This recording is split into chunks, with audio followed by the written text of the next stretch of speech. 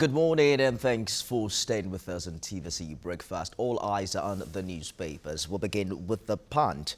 And the big story here, Labour begins nationwide strike today over wages as meeting with federal government ends in a deadlock. Union says schools, banks, filling stations, others must shut down. And we'll wait to see how that plays out today. You need to see the picture on the front page of Punch as well. Officials of the Independent National Electoral Commission distributing election materials at Central Bank of Nigeria in Osogbo for the Osun State Governorship rerun. All eyes on Osun as well today as we'll see how things play out in that part of the country. Osun rerun, Omisore caves in to pressure, supports APC. Omisore is on his own, says SDP. We're confident of winning. That's the position of the PDP, and Governor declares holiday in anticipation of another voting exercise today. Chibok girls, lawyers sue federal government, demand reports on rescue efforts. 9 passengers die as driver rams into stationary truck. Wike DS PDP over convention venue. Now that's another interesting story on the right corner of the front right corner of the Punch. I'm ready for primary, says Ambode after meeting with the Governor Advisory Committee. So it appears to be a very busy week, even though we're counting down to the end of the week. And it's interesting to see how things are playing out. Well, look at, for instance, today, a nationwide strike is beginning. One strike according to the Labour Congress, and at the same time, we're also checking out a rerun election in Osun State. For the first time, we're hearing about the possibility of a coalition government if things play out for a particular political party. How that turns out, we're going to have to wait and see. Well, let's move on to the Nation newspaper. It's perhaps almost the same story, focusing on happenings in Osun. Omisore, my alliance with APC will give Oyetola victory. 20 parties back APC. Police warn against violence. Adeleke alleges threat to life. There's an interesting picture here. From left, you see governors of Oyo, Jigawa, the governor-elect Nekiti, the national chairman of the APC, and quite a number of others meeting with Omisore and an APC team led by Oshomole. That happened, I believe, yesterday in Osogbo. Now, how important or how relevant this meeting is, we're going to wait to see. Hopefully that we get a governor returned in Osun later on today. Another story is on the front page of The Nation. Wike threatens PDP over convention venue. Bill to reject Port Harcourt. Federal government states shares 741.84 billion naira. On the top of The Nation newspaper, minimum wage, Labour begins strike today, page 10. Interesting to see what the reaction of workers are on the news last night. Quite a number of civil servants are not excited about this strike. They're of the opinion that they were not given enough time to prepare. So salaries have not been paid and workers are asked to go on strike. They're jittery, honestly. You recall that in preceding days, Labour had told Nigerians to go and stock their houses with supply ahead of this strike. And one would have thought that the fact that the tripartite committee is scheduled to resume next week, Thursday, that to an extent would have helped to douse all this tension. But the Labour unions are saying we aren't going back on our decision. I'm ready for primary, says Ambode. That's on page 7 of The Nation. And Fidelity Bank's profit rises to 13 billion naira. Flood submerges 200 houses in Ilorin. Libya set for eagles. That's on page 47. And it's really sad the way the flood this year is turning out. Recall that the Kwara State Governor was of the opinion that the River Niger needs to be dredged. I spoke earlier with an environmental expert who's of the opinion that that is not an immediate solution to the challenges. It should have been a part of a long-term developmental plan, for states around that area whose floods is being influenced by flooding from that particular river. Let's see how all of these issues are managed in the coming days. Away from the nation now to the New Telegraph. New minimum wage. Labour shuts down Nigeria. Federal government NLC parley ends in deadlock. Government, please shelve strike. Banks, courts, schools, government offices to shut down. Organized labor directs workers to stay at home. And on a light note, I'm also wondering if INEC officials are going to stay at home in the light of, a rural election in Osun State. That's not likely going to happen anyway. But there are people who are also saying that labor unions have to look beyond, strike and begin to, negotiate, begin to compromise, and begin to influence even government policy, lobby some bills at the floor of the National Assembly, because on one hand is the approval of a new minimum wage. On the other hand, really is its implementation as well as the real-time welfare package that is available for workers. If workers get an increment in their salary, what is the proof that the prices of commodities, the real value of this money is really going to translate into betterment? So it appears to be, all-encompassing system or all-encompassing way for the way things pan out in this light. Well, other stories on the front page of the Telegraph this morning. Osun Gilbert poll rerun. Adeleke Oyetola in make or break. Police arrest PDP leaders, medical doctor. Omisore backs APC as SDP disowns him. Secondus condemns arrest of PDP chieftains and TMG sues for peace. You get details of that on pages 11 and 12. Wike DS PDP over National Convention venue. Governor vows to shame sponsored presidential aspirants. Get details of that on page 8. Regular bedtime may benefit heart metabolic health. And on the top of the paper this morning, NDIC, ex-Skybank directors facing probe. 2.5 billion naira scandal. PDP demands open probe of Aisha Buhari's ADC. Interesting story on page 9 of the New Telegraph. Well, the next story here is the Vanguard. And it appears to have a very unique way of putting its top story this morning. Banks, fuel supply crippled as labor strike begins. The riders' 14-day ultimatum didn't get to me, says Labour Minister. Strike could trigger another recession, say experts. OPS react to CBN's alarm on economy. Fidelity Bank records 13 billion naira profit in first half of 2018. That's on page 14 of the Vanguard. And CBN revokes licenses of 182 financial institutions. Recall of Paris Club refund. Governors resolved to use fund for salaries. Wow. Earlier on the show we discussed it and how eventually if the labor unions get an increment in the minimum wage, another big question will be, how does government pay? Are we going to borrow to pay salaries? We hope not. On the front corner of the Vanguard, Shomole reads Riot Act to state excos on primaries. Of course, the APC mentioned a couple of states that will engage in direct primaries. Ogun, Lagos as part of them. Obasanjo's son spawns dad, backs Buhari for second term. A lot of realignment taking place before the big one in 2019. You get details of that on page 8 of the Vanguard. Lagos 2019, I'm ready for primaries, says Governor Ambade. That's welcome by Sanwo-Olu's camp. Wow, it's interesting. A lot of things to look out for, especially with primary elections on the way. Osun rerun.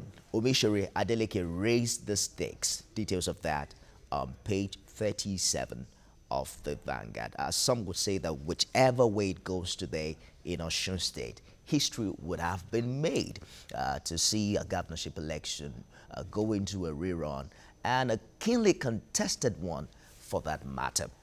This day is next. And the big story, testy duel in Osun as SDP partners APC to battle PDP. The riders Obishore get Senate presidency offer. Wow. Okay. We are sure of victory, says main opposition party. Adeleke writes diplomatic missions alleges threat to his life. Despite federal government's offer of reopening talks, Labour begins strike today, with the rider banks petrol stations to shut down. And I'm wondering why petrol stations have to shut down. I mean, well, let's see how it plays out. Ambode takes up the gauntlet, ready for primary. That's on page 6. And you see an interesting picture on the front page. Sokoto State Governor Alhaji Aminu Tambuwa on the left, and Bayelsa State Governor Seriake Dixon during Tambuwa's electioneering visit to Dixon in Yenagoa. Let's work together. And Bayelsa seemed to be a tourism center for PDP presidential aspirants. They've been flocking there for a while now, especially after the death of the governor's mother. Well, on the front, the top of this day paper, Fidelity Bank sustains growth trajectory. Profits soar by 27% to 13 billion naira. Gross earnings hit 88.9 billion naira. 80% of total transactions now digital. Interesting story indeed. Power supply stagnates at 3,761 megawatts. Sector loses 381 billion naira. That's on page 8 of this day. And the last paper I have here with me is the Daily Trust. Let's check out what the big story is for the Daily Trust this morning. Workers begin strike today over minimum wage. No need for strike. Will reconvene October 4th. That's the federal government talking to Labour. Now, the Minister of Labour already said that the tripartite committee will reconvene on the 4th of October, probably have that meeting spill over to the 5th of October. But Labour isn't taking that, and we don't even also seem to have a figure yet as regards how much really that committee has decided to put forth to government.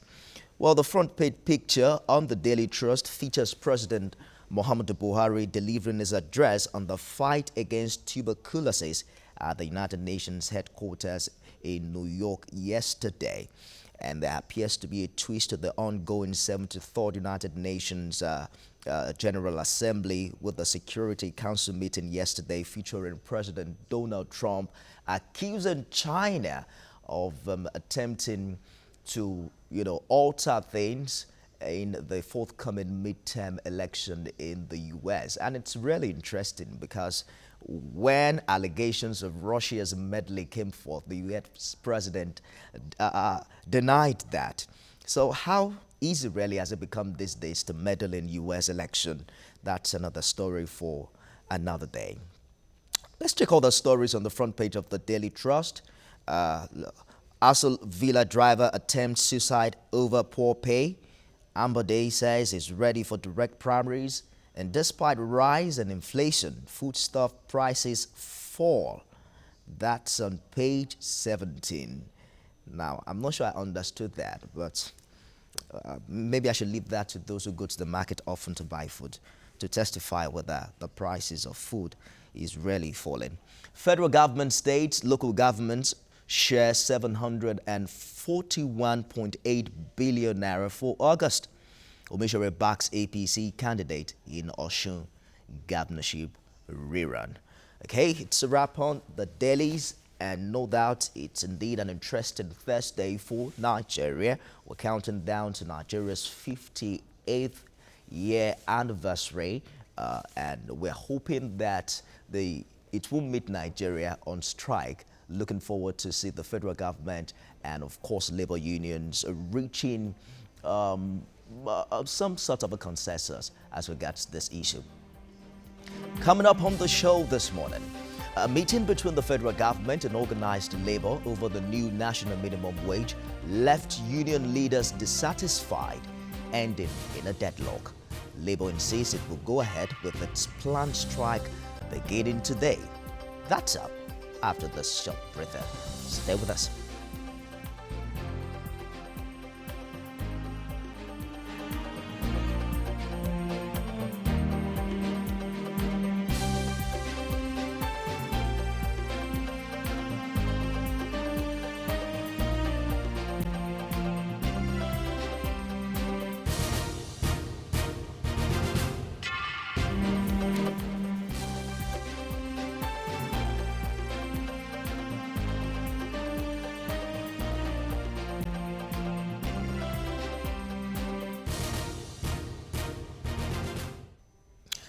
Well, organized labor will go ahead with its planned strike scheduled to commence today, Thursday.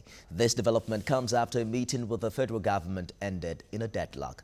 After the 2-hour talk, Labor and Employment Minister Chris Ngige said the tripartite committee earlier set up on the new national minimum wage will reconvene next Thursday, but Labor insists it will go on with its strike.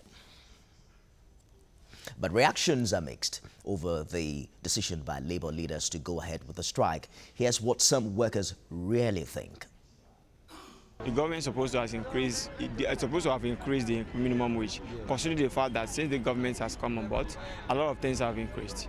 There is nothing that has not actually increased, starting from the foodstuff, the provisions, the other materials, even the fuel price. Everything has increased. No, I'm not ready for the strike, because a lot of civil servants have not get prepared to go on the strike simply because their salary has not been paid for this month for them to buy food. So a lot of things will be, there will be a scandal. If they are going for a strike, it's a good thing. But if we go strike now, there will be no way to pay salary, then it will not help the masses and will not be good for business. What they are talking about right now is 45,000. But I think 45,000 for the economy right now is not feasible at all. It's not going to pay bills. What's it called? Electricity bills increases every day. Transportation to work, food items are so expensive. So, and school fees is not left out as well. So, of course, I don't think 45,000 is feasible at all. I think they should start from 80 is not even okay, but they should leave it at that 80 for starters. Joining us from the Federal Capital Territories, the first Deputy President of the Trade Union Congress, Sunday Salako.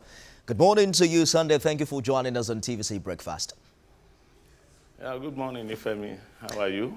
I'm terrific. The hope was high yesterday when federal government called on labor unions for talk. Well, some would have said that the initial reason why the Labor Congress or labor unions have gone on strike is because the federal government stopped talking about or perhaps suspended the tripartite committee indefinitely. Now the Minister of Labor is saying they will reconvene next week Thursday. Why still go ahead with the strike? Yeah, thank you. I think we need to get this matter straight. The committee adjourned sine die, and that's what angered Labor. And then after that, Labor gave a 2-week ultimatum, which, lapsed yesterday. And I expect that if government was serious about nipping that crisis in the bud, they will have convened a meeting, with Labor before the expiration of the ultimatum. But this was never done until yesterday. And Labor does not work by executive fiat. We work by mandate, consensus. So the organs of various labor centers met to direct that there should be a strike. So if it's going to be reversed, then those organs will need to meet again. And that's what happened. So by the time we were meeting yesterday, it was not that the meeting ended in a deadlock. What happened was that we agreed that, yes, the committee can reconvene on Thursday, 4th October. But that will not, meet the expectation of labor. So the strike will still go on.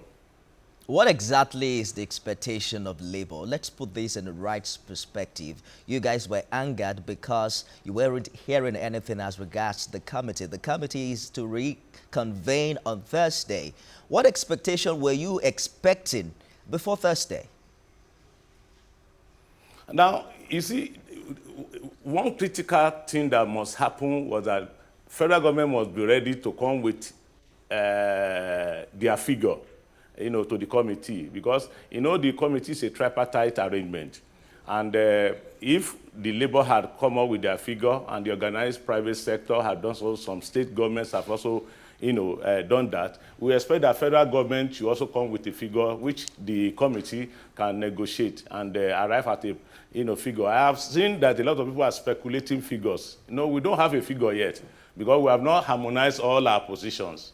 And that's what we expect the committee to do. When you convene the committee, just a step.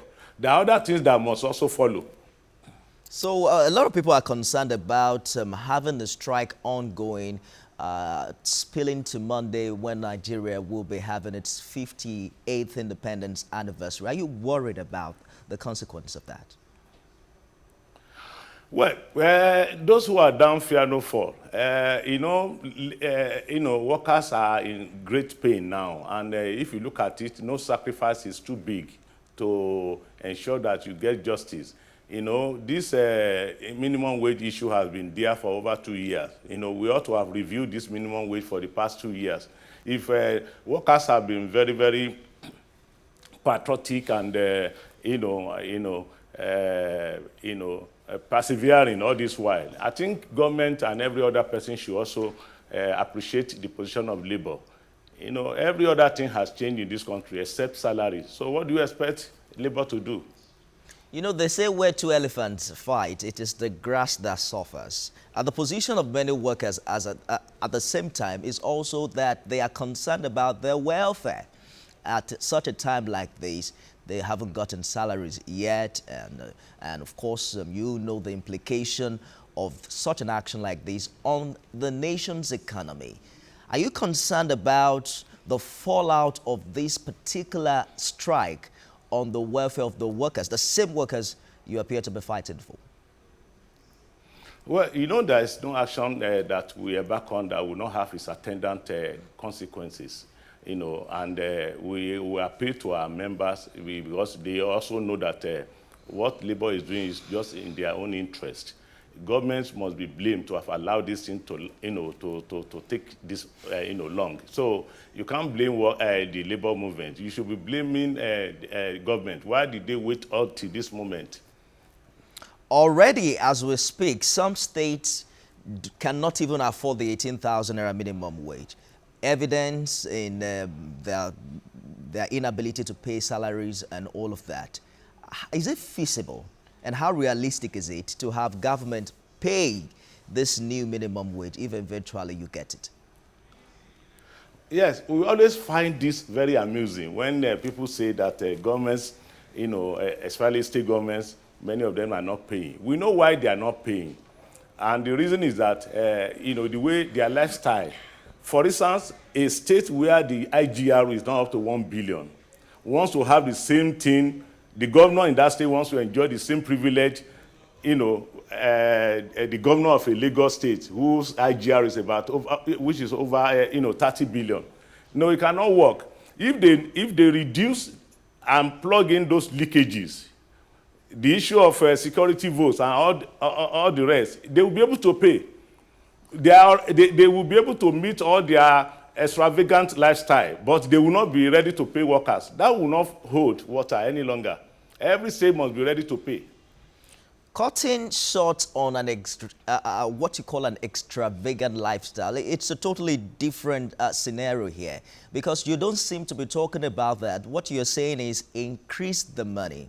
But are you also suggesting, is there an ongoing negotiation with government as regards how this money will be made available so that even if an agreement is reached, it won't be on the papers? Well, what Labour's position is very clear. We know the resources of most of these states can take care of an increase in workers' salary, except they want to be mischievous. We know, and you and I know that many things that the executive governors of most of these states are doing are not even in the interest of their state. We are not in a state of war. How will a state governor be, appropriating about 3 billion, every month, as security votes? What are you using the money for? I get your point precisely. What I'm And asking... then you also employ a lot of political, stalwarts as, special assistants, special this or special that. That is where those resources are going, not actually for those who are really doing the job. After all, you need the workers to be able to even run the government. And we find it very amusing that some governors are saying that they are not elected to pay salary. If they are not elected to pay salary, they should go home. The first thing they would do is to pay salary of workers who are really making the resources that they are, squandering. What I was asking precisely, Sunday, was that is there, a medium of engagement to, such that you are telling governors, for instance, you mentioned the security vote. Have you engaged governors on the need to start using part of that money to pay salaries? Well, we cannot be more Catholic than the Pope. And for once, let me also tell you that the minimum wage committee, has a representative of the governors, in that committee. We have 6 governors representing, each of the geopolitical zones. And, this is to give the governors opportunity to also come to the table and, tell us their, problems, if they have any. And up to this moment, none of them has come up to say they cannot really pay. Because if you say you are not going to, you can't pay, you must come with empirical data. It's not just telling us you cannot pay. You come to the table with figures and facts. Earlier on, you made mention of Lagos, relative to other states in the country and their ability to pay salaries. There's been an age-long conversation as regards moving this issue of minimum wage from the executive legislative list to a concurrent list, bearing in mind that there is no financial equality among states and the possibility of even having some states paying higher than whatever figure you come up with. Well, you know that the minimum wage is the floor by which no employer can pay below, and we have some state paying higher than even the 18 that is the ruling rate for now, 18,000 that is the ruling rate, and you know that a lot of states are paying higher than that, but no state should pay below that.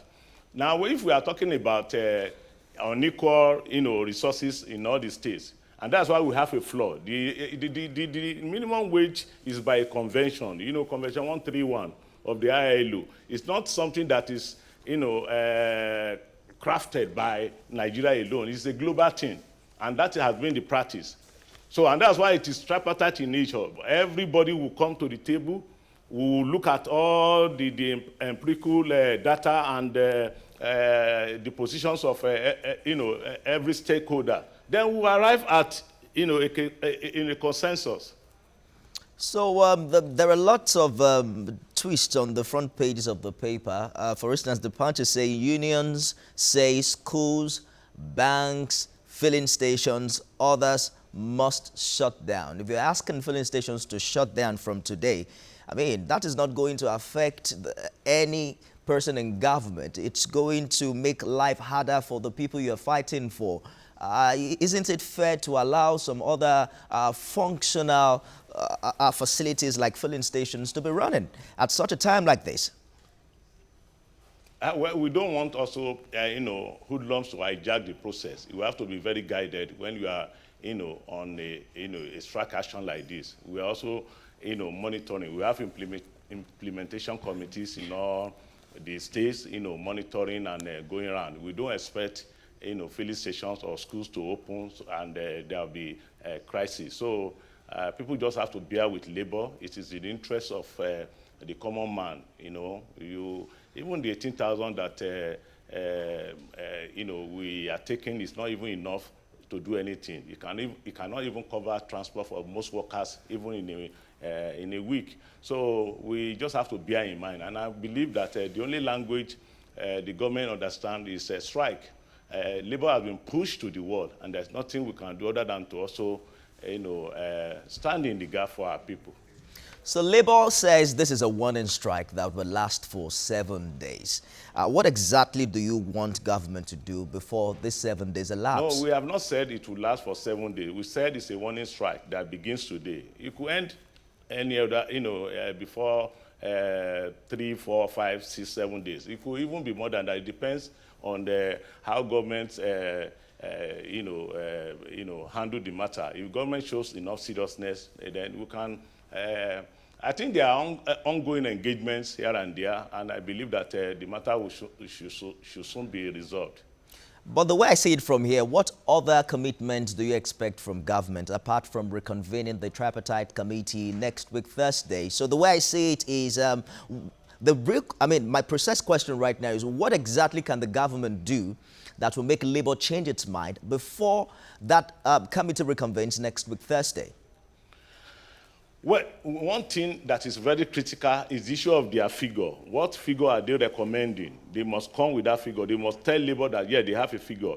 Now, you also need to bear in mind that this committee was inaugurated in November last year.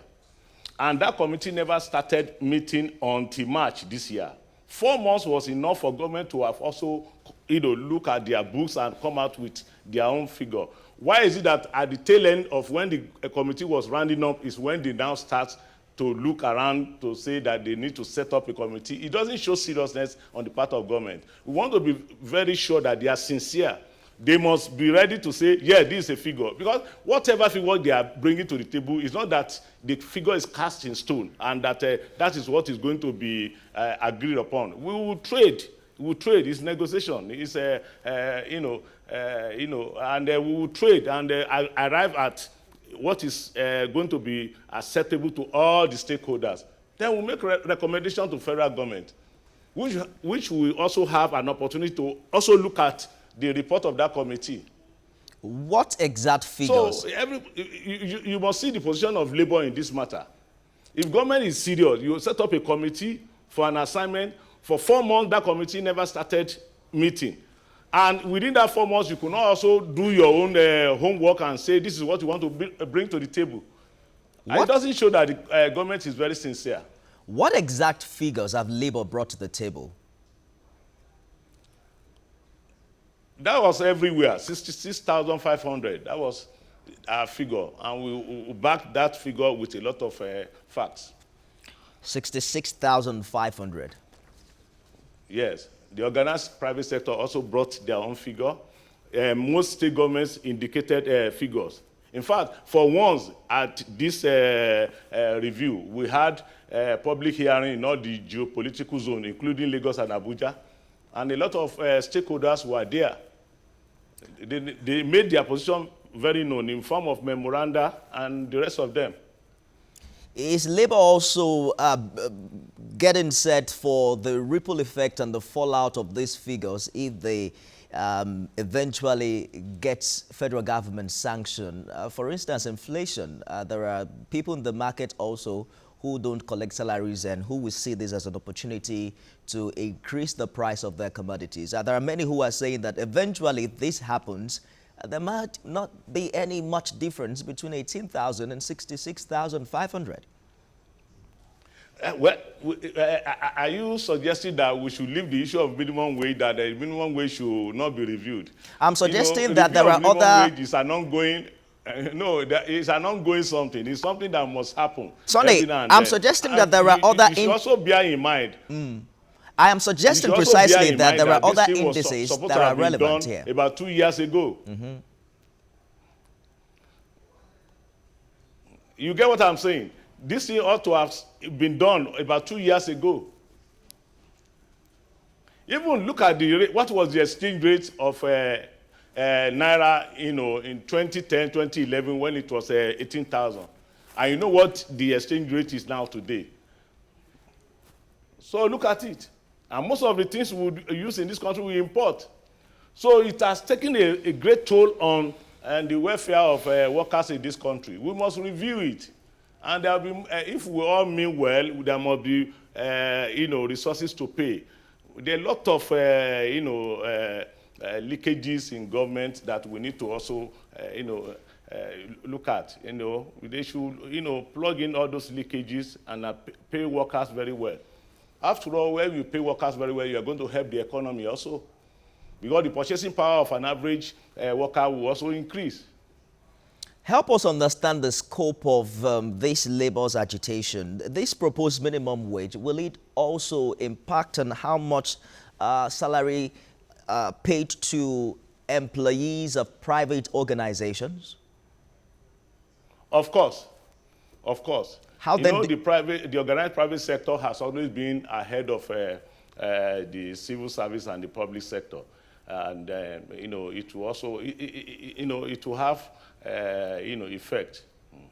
How then do you ensure strict compliance to what is agreed upon and ensure an implementation, so to speak, subsequently? Yeah, that's a very good one because for once now, the committee is not just writing a report to the federal government. We also, going to attach a draft bill, which has taken care of some of the provisions in the Minimum Wage Act of 1981. The 2010, 2011 Act did not have much amendments. They only lifted that figure and put into it. So the 1981 is still the ruling act. So this time around, we have looked at the provisions of the 1981 Act, as well as regards to implementation, enforcement of the minimum wage. So we have taken care of that, and the draft bill will also go with the report, which the federal government can also send to the National Assembly. Then when they look at it, they can also enact it into a law. So the issue of implementation and enforcement will, has been taken care of. We seem to have seen some division within labor unions in recent years, and many say that this also has not contributed positively to the impact of these unions on the quality of life and welfare of workers. How do you see labor unions from different strata working together? Of course, we see some collaboration prior to this issue of minimum wage, but some would say that it's not as good as it appears on the surface. How do you react to that? Well, the labor movement is also populated by human beings, and we have different aspirations, we have issues. And even in this country, a lot of things are very key. Most importantly, that language, ethnicity, and religion, they are very key in this country. And, the labor movement is not immune against all these vices too. But one thing you can be sure of is that when it comes to workers' welfare, the labor movement is just one. When it comes to workers' welfare, we could have a lot of trade unions. We may have 1, 2, 3 labor centers. But once it comes to the issue of workers' welfare, we are united and more united than ever. All right, so this particular strike is coming a few months to general election in 2019. Is Labour taking advantage of this to paint the government bad and force them to doing Labour's bid ahead of an election? Well, it's unfortunate that this thing is happening at this time. But one thing is that it is when an issue arises that you also try to resolve it. If the issue has arisen, in 2020, we will have also taken that position. But it's unfortunate, and for us, we are not looking at it whether it is about, it's not political in nature. It is just about our welfare. When it comes to issue of welfare, you need to really, be serious. Governments should also, this is a government that enjoys a lot of goodwill. And it's as if they are taking people's goodwill for granted. How do you wait all this while? A government that, has the interest of its workforce in mind should not wait until things degenerate to this level before coming out with something, tangible to arrest the situation. Correct me if I'm wrong. The last time the minimum wage was reviewed was in 2011. What happened all the while? Yes. Since 2015. How come this issue is now making headline just a few months to a general election? I said it at the session of this, discussion, that the review ought to have happened about 2 years ago. That was what the committee recommended, that it should have a life cycle of 5 years. But government deliberately delayed the process. So you cannot be blaming Labour. Are we saying because we are going to, electioneering, period, then Labour should allow its members to die of hunger, or the welfare of people should be trampled upon? It's all right. Beyond People all who of are healthy, people who are not hungry can go to through electioneering process. They can go to vote. But if people are, they cannot even meet basic needs of life, then how do you even expect them to exercise their franchise? There's a lot of talk about whether the Labour Party is under the control of the Nigerian labor workforce. And also, this is coming up because we're talking about an election year. And there are many who would say that the issue of minimum wage is pivotal to either retaining the services of an incumbent government or otherwise. Is Labour also paying attention to its political might via the Labour Party at such a time like this? Well, we don't fight too many wars at a time. We like to fight a war and win. The war we are facing now is the issue of minimum wage. But we also have in mind that when it comes to election, we are also going to take our positions, because any government that is anti-worker, if such a governor cannot seek re-election, if he's seeking a re-election, we will encourage our members to vote such governors out. And on the issue of Labour Party, we have the certificate of Labour Party. The movement, the party is actually owned by Labour. And when it is appropriate, you will see our position, and we are going to ensure that we have workers in all the levels of leadership of that party. We will not allow greedy politicians to hijack that party any longer. People have used the party in the past, benefited, and abandoned it, and they want to come back again. We won't allow that. Well, that is still in big contention, because the other day the question arose of who has, the certificate of registration in possession. There seem to be different factions. Well, we show you the certificate on camera. The president of NLC showed the certificate on camera. Some would say the certificate is domiciled at the NLC house. So some would say it's one thing to have a certificate in custody. It's another thing entirely to run the party.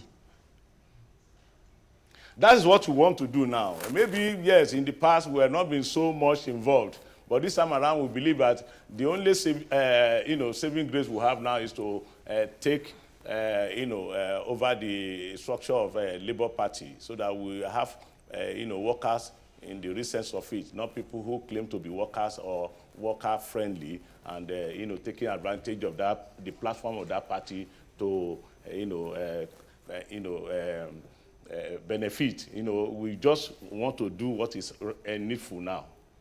All right, Sunday, some have said that going on strike is perhaps the easiest thing to do. And oftentimes what we have seen is that a strike begins, and then that is when negotiation really starts. And the strike is suspended, because a promise has been made. And then we go through a cycle such that we keep going on strike on the same issues. What exactly is the Labour doing to explore other means, lobbying for bills to be passed at the National Assembly, ensuring that worker-friendly policies, are being, pursued by government? Well, you know that, if you want to be fair to Labour, we have not been using the issue of strike, recklessly. It is only when we are pushed to the wall and when it becomes inevitable, that's when we use that option of strike. And we have been collaborating with the National Assembly in more ways than ever before. They have been very, very, concerned about workers' issues, and we must give them that, commendation that they've been very helpful to workers' issues. But the issue is that, government will always be government any day, any time. And even when you want to lobby, you want to, I've just given you a scenario. You say you want to review a national minimum wage that was long overdue. You set up a committee, and for 4 months the committee never met, and you couldn't use that 4 months, even when Labour was pressurizing to say, okay, all organs of government that are going to be involved in one way or the other in this minimum wage review, come up with your figures or come up with your data. And you went to bed. When the committee started, the committee also gave you a timeline that by August, the work of the committee should be concluded. And it was communicated to you, and you never did anything. Now, are you going to blame Labour for coming out, to apply the only option that we believe can be effective, and the government will understand? All right. Okay, even if after 2 weeks, they give you a 2-week ultimatum. Now, Labour was still, bad. We gave you a 2-week ultimatum. You never did anything until the expiration of that 2 weeks. We're wrapping on now. So is it the fault of Labour also? We're wrapping up. Is it the fault of Labour also? If you ask me, who am I going to ask? We're wrapping up now, Sunday Salako. Because you seem to be very sympathetic with government, as if Labour is bad. For 2 weeks, somebody asked that is coming to attack you in your house. You never made any effort. You waited on the last day, and you are calling for a meeting. If you are in Osun, what will you do? You want to be sure that everything is right, not just saying it on this thing. Why is it that we cannot trust government? What exactly can the federal government do now to have Labour change its mind before the tripartite committee reconvenes next week, Thursday? Well, there must be serious, maybe there must be a communication to say, yes, we are already having our figure, because without a figure from the federal government, there is no way the committee can conclude its assignment. If they bring a figure today and committee sits today, it's very, what do you call it? It's possible that the committee can conclude its assignment that very day. Because the only thing that is left in that report is just the issue of the figure. And Labour is not saying that take our figure by all means. We know it is a tripartite thing, that we are going to negotiate it. Deputy President, Trade Union Congress, Sunday Salako, thank you very much for joining us to share your thoughts on the ongoing nationwide strike. We hope that you, as well as the federal government, reaches a compromise sooner than later. Thank you. Moving on now, the big question arises: who succeeds Ogbeni Rauf Aregbesola as the new governor of Osun State? Will it be Gboyega Oyetola of the All Progressives Congress or Ademola Adeleke of the People's Democratic Party? We're beaming our searchlight on Osun, the land of the virtues, where a rerun election will hold today to elect a governor. But that's after this short break, where we'll bring you top of the hour news, and of course, Michael Kocher will be joining me there. Stay with us.